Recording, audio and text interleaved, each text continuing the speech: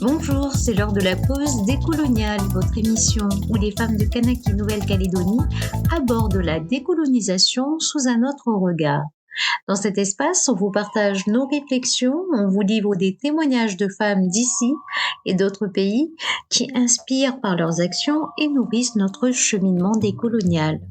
Vous êtes avec Rosie et pour cette 13e édition, nous poursuivons notre voyage à l'international.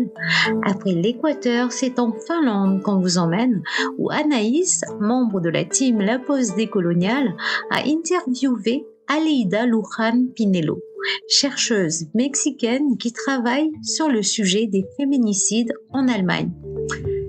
Les féminicides, un fléau que l'on connaît bien en Kanaki Nouvelle-Calédonie et qui malheureusement agite fréquemment notre actualité. Pas plus loin que le 31 juillet dernier, une femme de 33 ans a été retrouvée morte chez elle à Bourail, dans la tribu de Ni. En cause des coups portés la veille par son conjoint sur fond d'alcool. 15 jours plus tôt, c'était une femme de 35 ans qui a été tuée par son mari à Nouméa. Une fois de plus, le collectif Femmes en colère était dans les rues de Nouméa ce samedi 6 août pour manifester et demander au gouvernement calédonien et à l'État français de renforcer leurs interventions respectives. Mais comment le gouvernement calédonien et l'État français vont-ils pouvoir répondre à cette doléance ? En quoi la lettre qu'a adressée le collectif des femmes en colère à Brigitte Macron va-t-elle faire bouger les lignes ? La question de la responsabilité des institutions est donc clairement posée. Si des mesures sont mises en place, comment nous retrouvons-nous toujours aujourd'hui avec des chiffres aussi alarmants ? Ces mesures sont-elles efficaces ? Sont-elles pertinentes ? Sont-elles suffisantes ? Dans notre édition 8 du 2 juin 2022, notre invitée, Christine Salomon, interrogeait aussi l'efficacité de l'action publique selon l'angle d'intervention. Elle disait que l'impact des actions n'est pas le même si les politiques publiques abordent le sujet sous l'angle familialiste que sous l'angle féministe. L'article de Christine Salomon, Réponse aux violences de genre en Nouvelle-Calédonie, familialisme et inaction publique, est sans doute un des rares écrits scientifiques qui s'intéressent au féminicide, au profil des victimes et des auteurs en Kanaki Nouvelle-Calédonie. Nous avons donc du travail à faire sur la collecte des données pour comprendre ce phénomène de féminicide. En tout cas, nous savons que de par le monde, des chercheuses, des militantes se sont engagées dans cette voie, à l'instar de ce que fait Aleida Luján Pinelo. On l'écoute donc dans cette interview conduite par Anaïs Duong-Pedika, enregistrée le jeudi 4 août à Turku, en Finlande, une interview conduite en anglais et traduite en français par Anaïs. Et c'est la voix de Stéphanie qui est empruntée pour couvrir les réponses de notre invité. Bonne écoute, bonne pause décoloniale.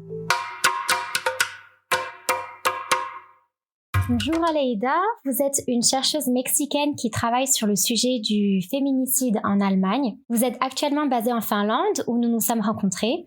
Vous êtes une des fondatrices du projet Feminizzi Map, qui est une base de données qui documente tous les meurtres de filles et de femmes en Allemagne. Merci de prendre le temps de nous parler sur ce sujet. Bonjour, merci de m'avoir invitée. C'est un plaisir. Donc ma première question, ça sera sur la définition de féminicide. Il semblerait que la définition de féminicide est très politique. Sur votre site internet, le site internet de votre projet, vous en donnez plusieurs.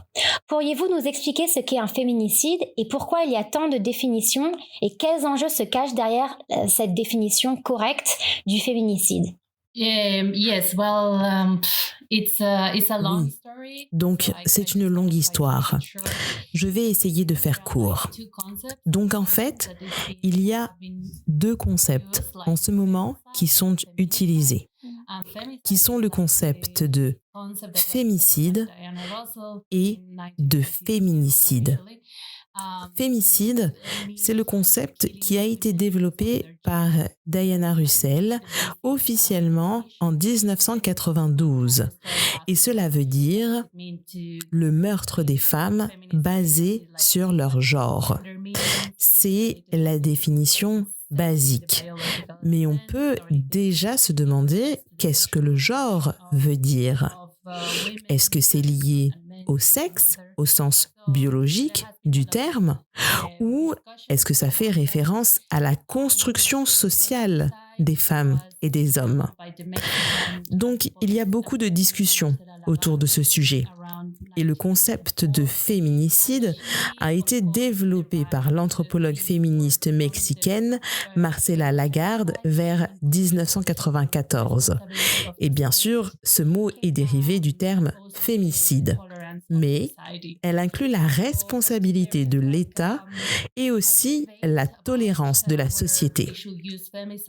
Mais il y a un débat sur la question de si on doit utiliser fémicide ou féminicide, car si on inclut la responsabilité de l'État, pour certaines personnes, cela peut vouloir dire que si un cas reçoit une peine légale, alors cela veut dire qu'il n'est plus un féminicide. Bien sûr, ce n'est pas ce que Lagarde suggère. Elle veut dire que, étant donné que le gouvernement ne fait rien pour prévenir ces meurtres en premier lieu, il est donc aussi responsable de ces meurtres. Donc ce n'est pas seulement si un cas de féminicide reçoit une sentence, alors il n'est plus un féminicide, mais aussi l'aspect sociétal des meurtres. Donc en général, je ne donne pas de définition de ce qu'est le féminicide parce que je pense que ça dépend dans quel contexte on parle. Si on parle de l'aspect légal, il va y avoir des définitions spécifiques. Si on parle des aspects sociologiques et philosophiques, mais en général, je dirais que c'est le meurtre des femmes et des sujets de féminicide. C'est ce que j'ai personnellement ajouté à la définition dans le contexte du système genre-sexe ou du patriarcat, grosso modo. Vous parliez de la tolérance de la société par rapport au féminicide et vous avez parlé de la responsabilité de l'État. Est-ce que vous pourriez nous parler un petit peu plus de ce que vous voulez dire par la tolérance de la société? Oui.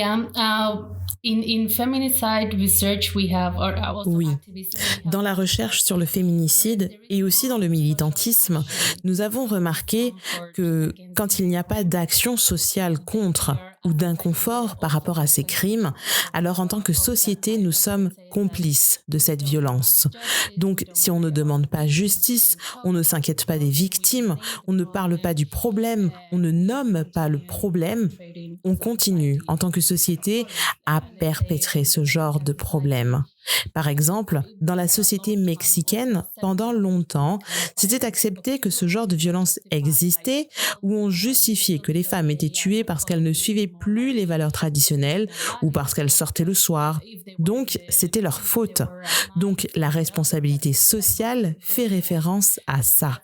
Quand on ne critique pas ou on ne lutte pas contre ces stéréotypes ou ce genre de justification donnée pour expliquer pourquoi les femmes sont tuées en premier lieu, alors on est complice. Then we are also complicit, yeah, with this violence.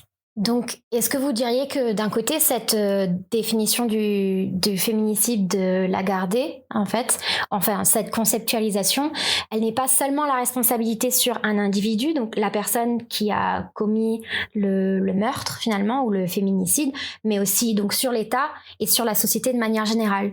Donc, on pathologise pas juste la personne qui a tué. Yeah, exactly. I think that's the richness. Oui, exactement.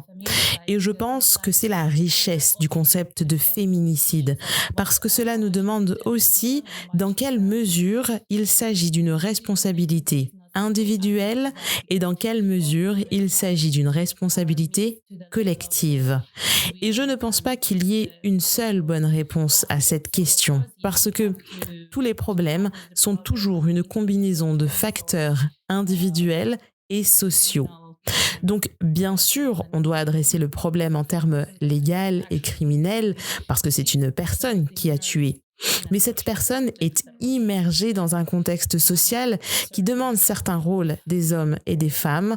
Donc, on doit analyser ces cas dans ce contexte. Pour les recherches de votre doctorat, vous vous penchez plus particulièrement sur le contexte de l'Allemagne. Vous êtes originaire de Oaxaca, au Mexique. Pour nos auditrices et nos auditeurs, Oaxaca, c'est une ville du sud du Mexique où les groupes de femmes et de féministes luttent contre les féminicides depuis longtemps, et ce jusqu'à maintenant. En Kanaki Nouvelle-Calédonie, la violence envers les femmes et les féminicides touchent de manière disproportionnée les femmes kanak. Les victimes de féminicides sont aussi très jeunes.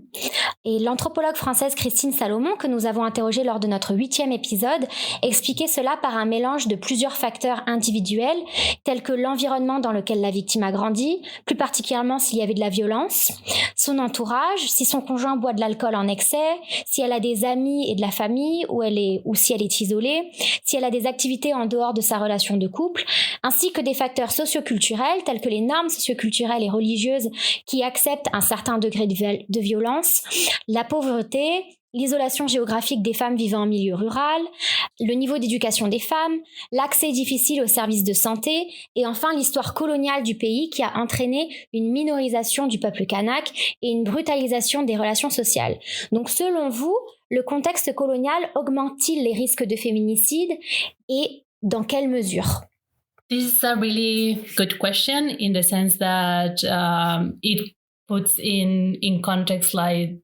C'est une très bonne question, dans le sens où cela met en contexte les meurtres de certaines femmes dans un scénario. Mais je ne peux pas dire exactement si ces facteurs augmentent les féminicides. Et je ne peux pas le dire parce que, premièrement, nous n'avons pas assez de données pour affirmer que cela augmente. Mais bien sûr, ça joue un rôle important. Je voudrais juste mentionner une expérience récente que j'ai eue sur le sujet des communautés autochtones au Mexique et les chiffres qu'on peut voir là-bas. Au Mexique, on a seulement des données sur les meurtres des femmes, pas nécessairement des féminicides. Donc, des homicides de femmes, c'est le cadre utilisé dans les communautés autochtones et non autochtones. Et ce qu'on voit, c'est qu'il y a des chiffres importants de ces meurtres dans les communautés autochtones. Et donc, une chercheuse récemment a avancé que ces chiffres importants d'homicides de femmes dans les communautés autochtones est causé par leur tradition genrée, ce qui nous permet de parler du problème qui nous fait face. C'est-à-dire que ce n'est pas seulement comment les communautés autochtones sont structurées de manière genrée, mais aussi les conditions dont les communautés autochtones ont souffert historiquement dans le contexte mexicain. Mais on peut aussi l'analyser dans d'autres régions du monde, où il y a des communautés autochtones ou noires ou des minorités. Par exemple, en Europe, ce seraient les communautés migrantes. Donc, je pense, comme la personne que vous avez interviewée, Christine Salomon, que bien sûr, ces meurtres sont liés à toutes ces choses et que l'on doit analyser cela de manière décoloniale en fonction des particularités de la région. Donc, je ne peux pas dire que cela augmente, mais c'est un facteur. Mais ce n'est pas parce que les personnes sont colonisées ou parce qu'elles sont autochtones ou parce qu'elles sont noires. Il faut analyser ce phénomène en regardant comment, économiquement, politiquement, ces groupes ont été mis dans ces situations en premier lieu. They are black. That's the reason. Is like we need to analyze this phenomenon on how the economics, politics, and stuff of that have placed these people in this situation in the first place.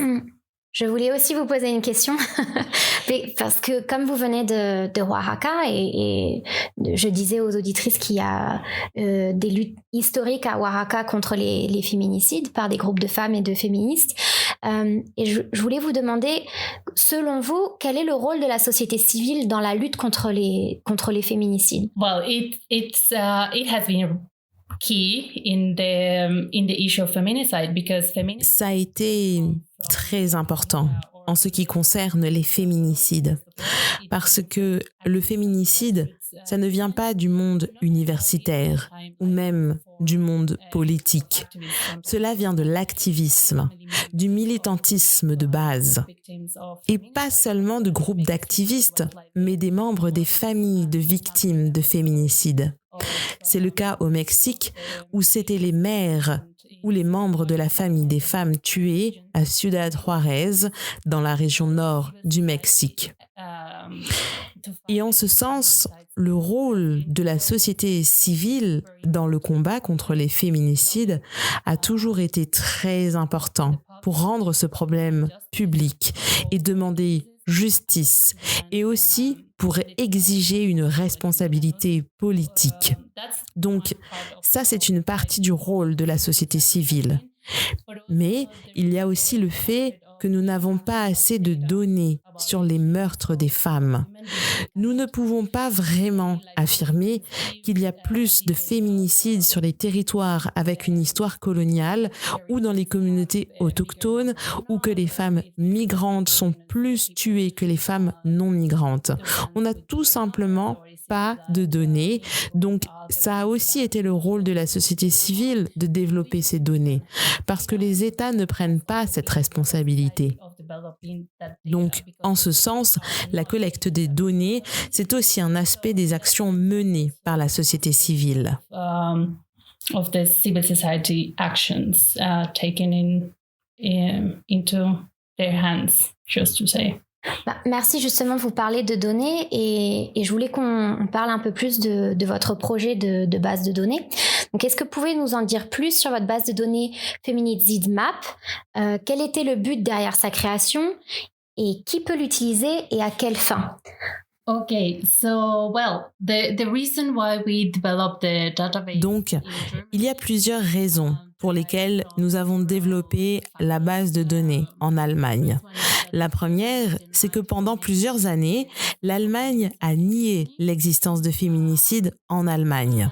Et deuxièmement, parce qu'il y avait cette idée que s'il y avait des meurtres de femmes, c'est la perception sociale, que s'il y a des féminicides en Allemagne, ces meurtres sont perpétrés par les communautés de migrants. Donc, ces points nous ont encouragés à développer une base de données sur les féminicides parce qu'on voulait savoir quelle était la situation. Bien sûr, nous savions qu'il y avait des féminicides.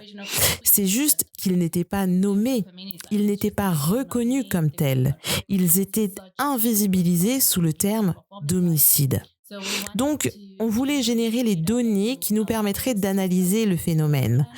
Nous ne nions pas que les communautés de migrants peuvent perpétrer des féminicides, mais nous voulions voir quelles étaient les tendances, quels étaient les types de féminicides. Nous voulions faire ça et aussi produire des données qui nous permettraient de créer des stratégies adaptées pour combattre ce phénomène.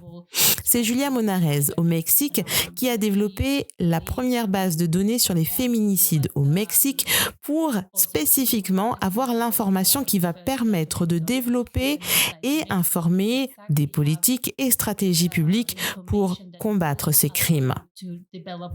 On ne peut pas juste créer des politiques publiques à partir de rien, parce que sinon, on ne base pas nos propositions sur des informations réelles.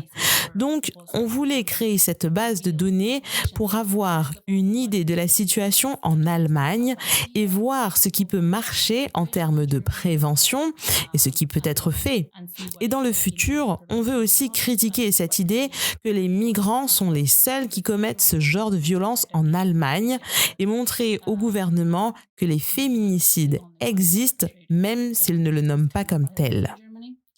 And also to show the government that feminicide exists, even though they don't name it as such. Yeah.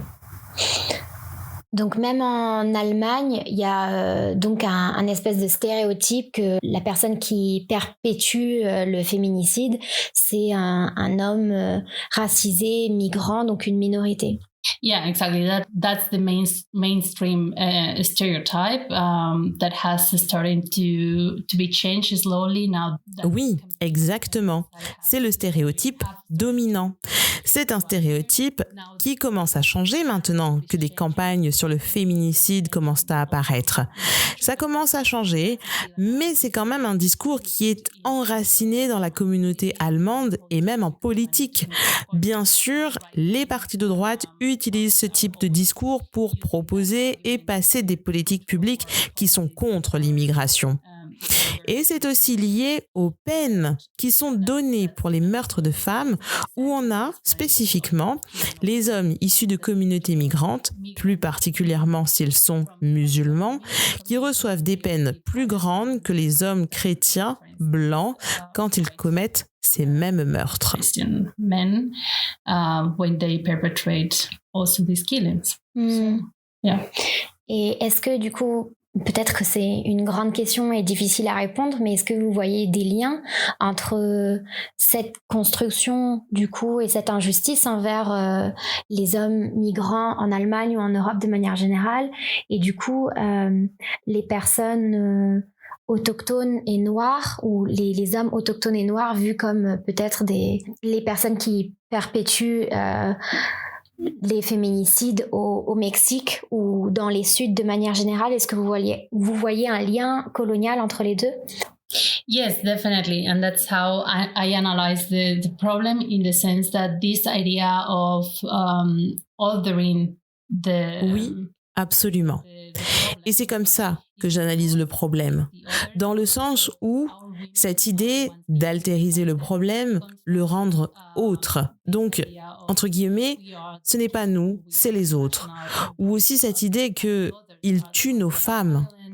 Ça vient de cette idée que nous sommes pacifiques, rationnels, et les autres sont ceux qui sont violents, pas complètement rationnels et pas complètement humains. Et donc, nous devons les contrôler. C'est comme ça que je lis ces discours qui sont reproduits, pas seulement en Allemagne, mais aussi en Europe de manière générale, mais aussi au Mexique, parce que ce n'est pas parce que nous sommes un pays colonisé que nous n'avons pas cette façon de penser coloniale que certains ont appelé le colonialisme internalisé. Et c'est très commun dans la société mexicaine, parce qu'on traite les communautés autochtones comme étant autres. Et pas seulement les communautés autochtones, mais on a tendance à oublier les Afro-Mexicains, parce qu'on pense que les Mexicains noirs n'existent pas sur notre territoire. Et nous avons aussi des idées comme quoi les communautés autochtones sont plus violentes à cause de leurs traditions. Et donc, bien sûr, tout cela est lié à des façons de penser coloniales, selon moi. Rooted tradition. So of course, this all relates to colonial ways of thinking in my reading. And yeah, definitely. Pour repartir à votre site internet, enfin en tout cas à votre projet de base de données, j'ai vu sur votre site internet que votre projet s'inspire du site feminicidio.net, pour lequel vous avez aussi travaillé, qui collecte des données sur les féminicides en Espagne. Sur leur site internet, il y a une carte qui montre où les féminicides se sont passés en Espagne, donc l'endroit, dans quelle ville, dans quel endroit. J'ai trouvé cela intéressant par rapport aux analyses que l'on peut faire par rapport à la géographie et la vulnérabilité aux féminicides, et notamment par rapport à ce que Christine Salomon disait, par rapport aux femmes rurales, à l'isolation géographique, etc. Donc, y a-t-il une dimension géographique à votre base de données en Allemagne? Et si oui, qu'est-ce que cela apporte? Yes, and thank you for these questions, because you're right. Our name is Feminicide Map, so we are supposed to have a map. We still don't have a map. Oui, merci de poser cette question.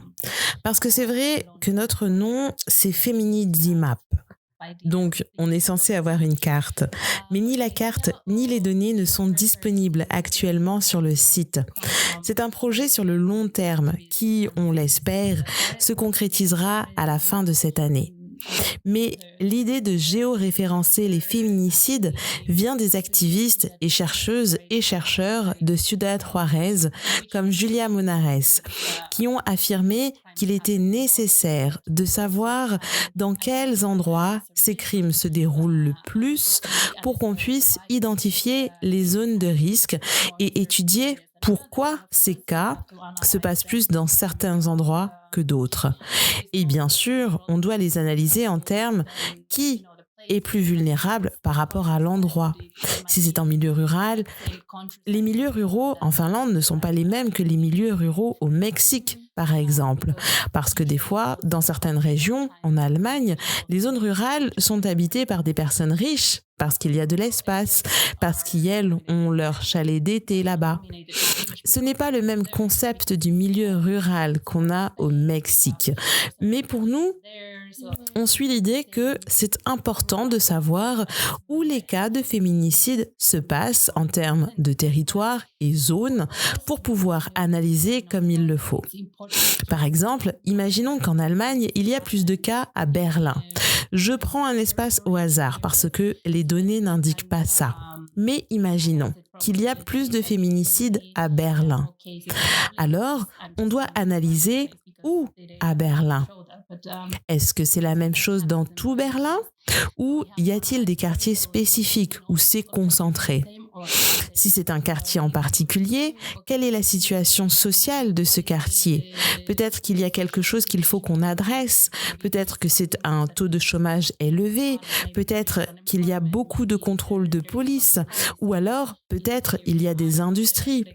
Des fois, ça peut être lié au fait qu'il y a de grandes usines et industries qui rendent l'espace peu sûr pour les femmes parce qu'il y a des grandes infrastructures mais peu d'espaces résidentiels où les gens vivent, donc moins de gens dans les rues. Et quand les femmes sortent du travail, les rues sont vides et elles peuvent être attaquées. Donc, ce sont des exemples de pourquoi c'est important d'avoir l'aspect géographique et géoréférentiel pour voir comment les espaces jouent un rôle dans la configuration de ces crimes. These locations of these georeferencing to see also how the geographics plays a role in the configuration of these crimes. Merci de votre réponse. Vous avez en quelque sorte répondu un peu à cette question, mais je voulais vraiment que vous reposiez la question pour que ça soit bien clair pour nous. De quelle manière collecter systématiquement des données sur les féminicides peut aider les différents acteurs, donc que ce soit institutions, associations, chercheuses et chercheurs, l'État, mais aussi la société civile, à lutter contre les féminicides? Je pense qu'il y a plusieurs façons de contribuer aux actions de ces différents acteurs. Même dans notre cas, quand on a commencé le projet, on avait en tête certains acteurs en particulier.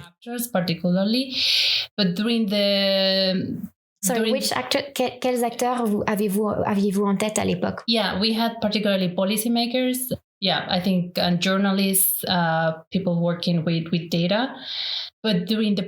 Nous avions en tête particulièrement de cibler les décideurs, les décideuses politiques, les journalistes et les gens qui travaillent avec des données. Mais nous avons reçu des demandes aussi d'artistes et d'activistes. Et on n'avait pas imaginé toutes les façons dont nos données pouvaient être utilisées. Des fois, par exemple, on nous a demandé les noms des victimes. Pour des raisons de protection de données, on ne peut donner que les prénoms, pas les noms de famille. Mais on donne les prénoms et des personnes les ont utilisés pour faire des performances artistiques. Ou alors, dans les marches, les gens ont utilisé les noms et des fois les âges des victimes. Parfois, les artistes nous demandent aussi les lieux parce qu'elles veulent faire des performances géoréférencées. Donc, ça a été intéressant de voir ce qu'on peut faire avec les données, mais particulièrement de voir ce à quoi on ne s'attendait pas pour générer une prise de conscience collective. Nous voulions nous adresser aux médias, particulièrement par rapport à la façon dont les médias parlent de ces problèmes. En Allemagne, les médias vont parfois parler de drames familiaux ou de conflits de couple ou encore de crimes basés sur l'honneur. Il y a toujours une façon d'exoticiser le phénomène ou de mettre en silence l'agencéité de la victime. Donc, on voulait analyser cela et aider les journalistes à adresser ces problèmes de manière plus appropriée. Et les journalistes ont commencé à changer ça ces 3 dernières années. Et bien sûr, au niveau des politiques publiques, beaucoup de gens manquent de données. Même les politiques demandent à leur propre gouvernement « Est-ce que vous pouvez nous donner les chiffres ?» Et le gouvernement ne peut pas donner de chiffres parce qu'il n'en a pas. Enfin, ils ont le nombre total d'homicides et des fois des données réparties entre femmes et hommes. Mais une chose importante que le public doit garder en tête, c'est que le féminicide n'est pas le contraire de l'homicide. C'est-à-dire que tous les meurtres de femmes ne sont pas des féminicides. Seulement, certains meurtres le sont. Pour vous donner un exemple, pour que ce soit plus clair, disons que quelqu'un rentre dans un supermarché avec une arme à feu et tire sur les gens et que des femmes sont tuées. Si Si on veut faire simple, cela ne constitue pas un féminicide, parce que les cibles des tirs auraient pu être des hommes ou des femmes. Ou disons que nous sommes dans une boîte de nuit et qu'il y a une femme qui danse et un homme est en colère parce que cette femme ne danse pas comme elle devrait. Et cet homme la tue. C'est un féminicide parce qu'il s'agit d'une femme. Si cela avait été un homme qui dansait, l'homme ne l'aurait pas tué. Donc, je dis tout ça juste pour expliquer que c'est comme ça qu'on essaye de contribuer aux décisions politiques. Cela ne veut pas dire que cela a été reflété dans les politiques publiques mises en place. Mais déjà, il faut produire les données pour pouvoir dire au gouvernement « Regardez, voilà la situation, voilà les chiffres ». Ou on n'a pas les données et on en a besoin. Et aussi adresser le problème lié au fait que la police n'a pas l'approche pour pouvoir collecter les données. Parce que normalement, la police est l'institution qui collecte les données ou en tout cas qui a la responsabilité de collecter ces données. Donc, avec notre base de données, on veut aussi contribuer en ayant des discussions avec les gens qui travaillent avec ces données et qui produisent des données au niveau du gouvernement. Parce qu'IEL ont l'expertise jusqu'à un certain degré, mais nous connaissons aussi les limites de leur collecte de données. Donc on veut avoir des conversations, ce n'est pas seulement lutter contre le gouvernement, car nous faisons partie de la société. We would like to have conversations also. It's not just fighting against governments or whatever, because at the end of the day, we are part of all these societies. Merci beaucoup pour vos réponses, Aleida. Ça a été en tout cas pour moi très éclairant et j'espère que ça le sera pour les gens qui nous écoutent sur Radio Jido ou sur YouTube. Merci d'avoir pris le temps de nous parler. Merci beaucoup de m'avoir invité et j'espère que vos auditrices et auditeurs trouveront le sujet intéressant. Voilà une interview enregistrée le jeudi 4 août 2022 à Turku en Finlande par Anaïs Duong-Pedika. Merci Aleida d'avoir accepté notre invitation et merci pour ce partage. Tout de suite, un récapitulatif des principaux points de cette interview. En premier point, un éclairage a été donné sur deux termes, féminicide et fémicide. Si tous deux désignent le meurtre de femmes, le féminicide, quant à lui, englobe et interpelle également la responsabilité collective. Deuxième point, l'importance de la société civile dans la dénonciation des féminicides a été soulignée. Demander justice publiquement, c'est s'inquiéter des victimes et ne pas se suffire à des justifications stéréotypées qui culpabilisent les femmes sur un comportement qu'elles auraient eu et qui naturellement aurait provoqué la colère de leur conjoint ou ex-conjoint.